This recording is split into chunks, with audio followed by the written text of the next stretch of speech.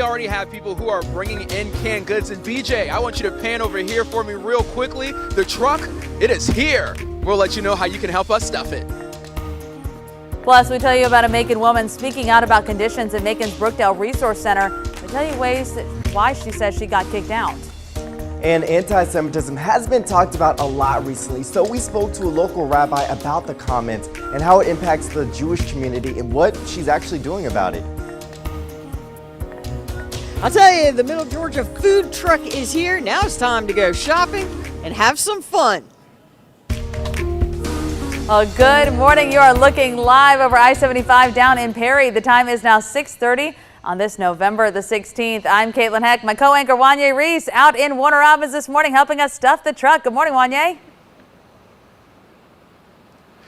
Good morning to you, Caitlin. We've already had a viewer come by and drop off more than a dozen canned goods. And moments ago, you can see right here behind me, the truck just arrived and we are going to stomp out hunger this holiday season. So a little bit later on in the show, I'm going to be joined for a live interview to let you know how you can really help out. All right. Thank you, Wanye.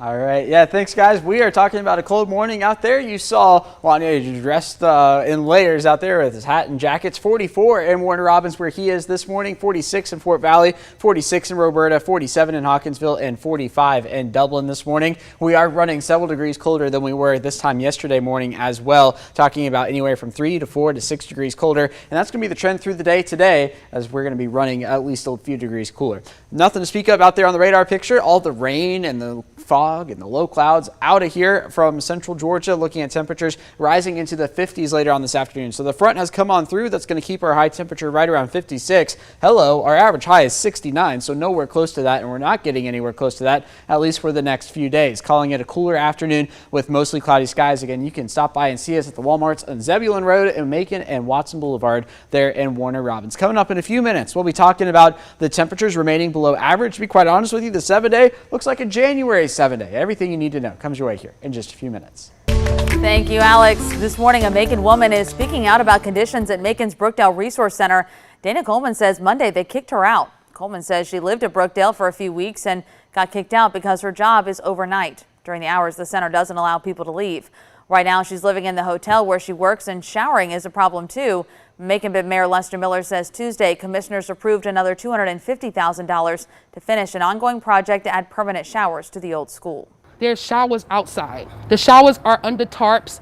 Parents and families, whole families, have to take their children to the porta shower underneath the tarp. And Coleman says her manager emailed Brookdale proof of her shift several times, but they wouldn't make an exception. Right now, the FBI says its agents helped dozens of officers serve a search warrant out at home in South Macon. It happened on Glendale Avenue off Pionona. They had dogs sniffing around the home and checking dumpsters. Tony Thomas with FBI Atlanta confirmed that agents did serve a search warrant, but could not share any other details with us. The search included FBI, Bibb County deputies, and Perry police officers.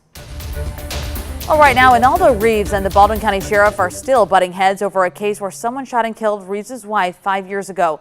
A Monday night forum in Milledgeville on unsolved homicides hosted by the NAACP led to a fiery exchange between the two. In October of 2017, someone fired shots into Reeves' car as she drove home on Highway 212.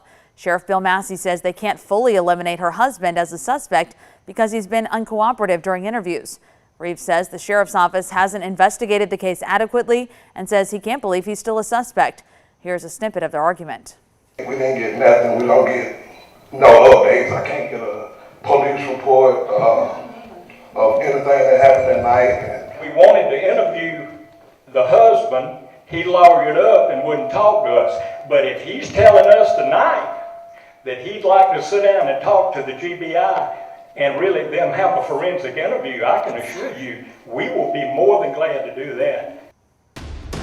All right, 6:34, the runoff election in less than 3 weeks now, and Macon-Bibb County Board of Elections will hold early voting Monday through Friday, November 28th through December 2nd. Early voting will only be held at the main office on Pionona Avenue.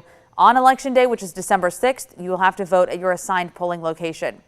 In Houston County, early voting will be at 4 locations. The main office will open that Monday through Friday in Perry. The other 3 locations are open Tuesday through Friday. Those are at Central Georgia Tech's Health Sciences Building on Cone Walker Drive, Houston Health Conference Center, and the North Houston Sports Complex.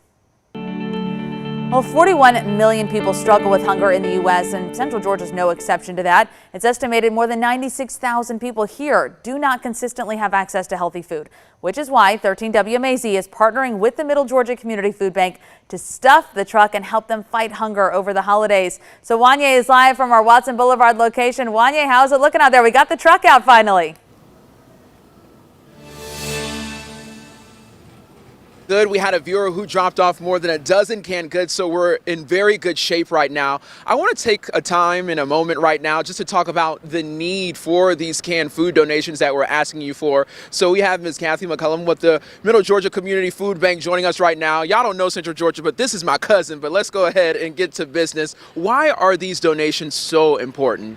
Well, Wanye, it's estimated that there are over 96,000 of our Middle Georgia neighbors who are food insecure. That means they don't regularly have the resources to put good, healthy food on their table. So that's where the food bank and all of our partner agencies come in, and these donations will be a wonderful help. And if you could just share with me briefly, we have about 30 seconds, how has COVID-19 and inflation impacted y'all this year? Well, it's been really interesting to see the change because during COVID the need was so great, and now we're seeing that with inflation. But really, for any family, a simple thing that just affects that one family can really put them in a whirlwind, much like a pandemic or inflation can do too. If you think about someone who suddenly loses a job, or they have a medical issue that prevents them from being able to work and be the breadwinner for their family. So that's why we're here. Wow, that's exactly why we're here. Thank you so much for your time this morning. We're going to be here until 9 p.m. this evening. Central Georgia, let's come out. Let's help out one another. I'm going to go in Walmart and buy some canned goods so I can help out my neighbor, Suzanne Lawler. She's live at the Walmart off of Zebulon Road right now. Good morning, Suzanne. How are things looking there? I'll tell you, our truck is here too at the Zebulon location Walmart. So you guys did a great job of stuffing the news vehicle. Now we're going to stuff the truck, and our big goal is to stuff 2 trucks today. We know you can do it. I'll tell you, when we talk about food insecurity, I'm just going to do a little shopping while we're talking, okay? We got chicken broth, going to need that. Cream of mushroom soup for the green bean casserole.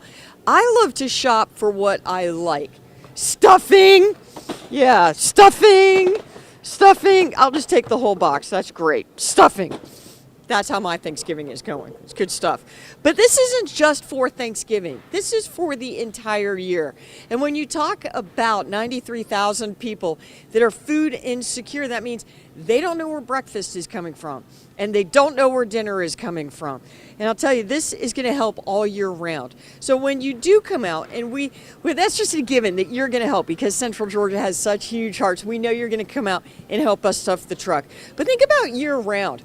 Frozen foods are over here. We don't want that. We want the non-perishable goods. So think about like cake mix, things that you would want in your house or to give to your kids, even those special treats, because the Middle Georgia Community Food Bank helps all of our counties, and they help all year round with food drives. And you know what? I don't know about you, but I have seen people lining up for those food drives, and the need is great. And we know things are tight right now, so you don't have to buy 16 boxes of stovetop stuffing. Or you might want to, because it's stuffing. You know, we all love stuffing. But anything you can do to help out. We're going to be here all day at the Zebulon Road Walmart with the Middle Georgia Community Food Bank. So come on out, say hi, and just pick up a few things or more if you're able. Caitlin, back to you. Thank you so much, Suzanne. And it is so true. Whether it's 1 box, 1 can, 10 cans, 10 boxes, whatever it is, the Middle Georgia Community Food Bank can use that and spread that out so much to help our neighbors in need. So we hope that you'll go out and help us stuff both of those trucks today. So those trucks, again, parked in front of Walmart stores on Watson Boulevard in Warner Robins and Zebulon Road in Macon. And your donations stay here in Central Georgia, so it's helping our neighbors who are in need. If you can't make it by today, you can still help. All you have to do is text the word truck to 478-752-1309. Again, text truck to 478-752-1309, and we'll send a link to donate right to your phone. And the Middle Georgia Community Food Bank can use those monetary donations and spread so much cheer and happiness as we go through the holidays. Time is 6:39. Macon Bib launching a new app that allows people to track and report blight. Local leaders demonstrated how to use that app yesterday. The interactive tool will be piloted in the historic Pleasant Hill neighborhood. The app allows people to report properties, upload photos, and see a map of other blighted properties, as well as sign up for notifications on progress steps for a specific property. Homes that have been burnt down, homes that have been abandoned, not only does it alleviate the current blighted situation, but it also stops new homes from being blighted. An estimated 6,000 properties are currently considered blighted throughout the county. Well, stick with us. Our morning reporter TJ Anthony will tell you how one Macon woman is creating awareness about anti-Semitism and its impacts on the Jewish community. She'll show you how she's helping people learn to cope and respond. That's coming up in a few minutes. For now, though, the time is 6:40. Suzanne has the right idea. She's staying inside that Walmart right now getting those boxes. Yes, and it's going to be a day where it's not as bad as yesterday in terms of the need to stay inside, but still cool out there across central Georgia, talking some 10 to 15 degrees below average for this time of year. There's that live look across downtown. The sun beginning to come up here on this Wednesday morning. 47 the current number, and looking across the area, we've got a whole lot of 40s with a few 50s mixed in as well. 50 down in McRae, Vidalia, and Swainsboro, but 40s the further north and west you get. 42 that appears to be the cool spot in Monticello this morning. Cool across the southeast. We've got widespread 30s back out towards the west, 40s down along the Gulf Coast this morning, and we're looking at the rain, the front that came through yesterday, well on its way into the coastal Virginia, with the rain now over the open Atlantic Ocean. As we head through the day today, still going to be hanging on some clouds across central Georgia. Here we go at the noon hour, some partly cloudy skies. That becomes mostly cloudy later on this afternoon. Back edge of the clouds comes through later on tonight. That will allow our temperatures to fall a few more degrees through the overnight hours. Here we are at 7 a.m. tomorrow morning, widespread 30s across the area. And because we're going to get colder, we're not going to get as warm during the afternoon hours. So talking about high temperatures, low 50s tomorrow before we get closer to freezing on Friday morning. In fact, I have just a few degrees below what you just saw there, down to 29, rebounding into the 50s on Friday afternoon. Once we get to the weekend, we're going to watch the system down towards the south. As of now, I don't have a rain chance across central Georgia, but notice it gets close and only the European is showing it. So it's been inconsistent. The models are not in agreement. I'm not putting it in the forecast as of yet, but I do have increased cloud cover over the weekend. Could this change? Potentially, but I'm leaning towards no on this. Just in general, no change, and no, we're not going to see rainfall out of it. So dry next 7 days. That carries us into next week, which of course is Thanksgiving week. Also, our morning lows, or the cold morning lows, are going to continue even colder by the end of the week. So sitting in the mid 40s this morning, that's going to be down to 29 by Friday morning, and lows near freezing for the weekend before we're back to 29 on Monday morning. Only 8 days until Thanksgiving, 32 days until Hanukkah, 39 days until Christmas, and 46 days until New Year's Day. Of course, that means only 45 days left this year. Here's your forecast for the day ahead. Again, temperatures into the 50s later on this afternoon, 56 being our high. Our average high is 69. So for Stuff the Truck today, we're going to be cooler than average, calling it a cooler afternoon with mostly cloudy skies. You can stop by the 2 Walmart locations from now until 9 p.m. tonight. We'll be out there. And of course, the team from 13 will be out there. I'll be out there at some point this morning. Ben Jones will be out there later on tonight. Several of our reporters at both locations, so certainly stop by and say hi. Here's your 7-day forecast. 53 for Thursday, 56 on Friday. So the afternoon sticking in the 50s, quite honestly, through the next 7 days. Carries us into next week, which of course Thanksgiving comes next week. There's Tom the Turkey peeking in. An early look at your Thanksgiving forecast. We're going to have some sort of system rolling through. The timing on that a little uncertain, either Wednesday or Thursday. Regardless, on the flip side of that system, even colder air into central Georgia.